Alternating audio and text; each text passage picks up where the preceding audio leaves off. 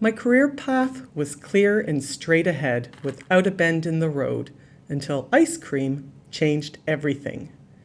In the summer of my final year studying music at university, I took a job running an ice cream parlor.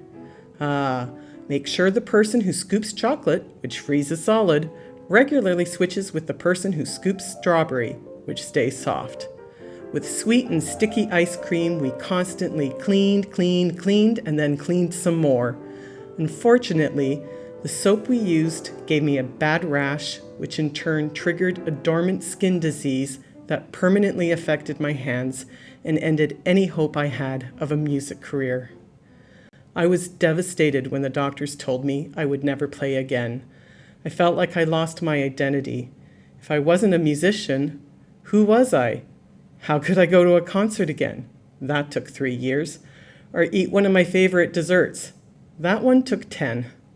I was in shock. All my plans were in the trash heap. My friends were consoling me when the music librarian Jane walked by. Talk to your advisor, finish your degree, go to library school, and then become a music librarian. So I took the bend in the road and went to library school. I met great people there with varied interests, backgrounds, and perspectives, and it was fabulous. Yes, these were my people too.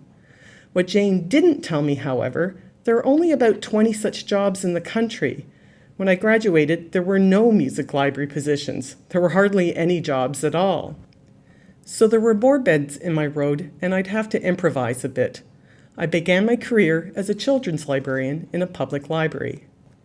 Years later, I was working in a small public library in Eastern Ontario when I heard that the National Library Conference was going to be in Ottawa that year. My colleagues and I did not go to national conferences. They were usually too far away and definitely too expensive.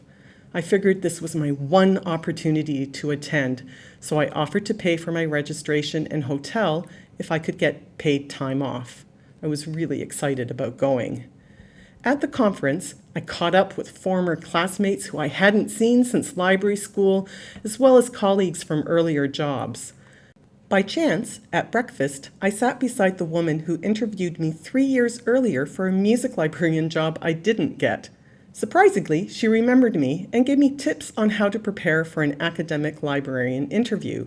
I was still interested in working in an academic library, but figured music librarianship was right out of the question.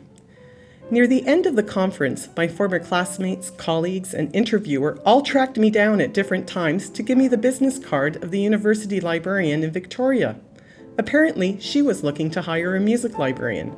I did not go to that conference looking for a job, let alone a music librarian job, but somehow it found me.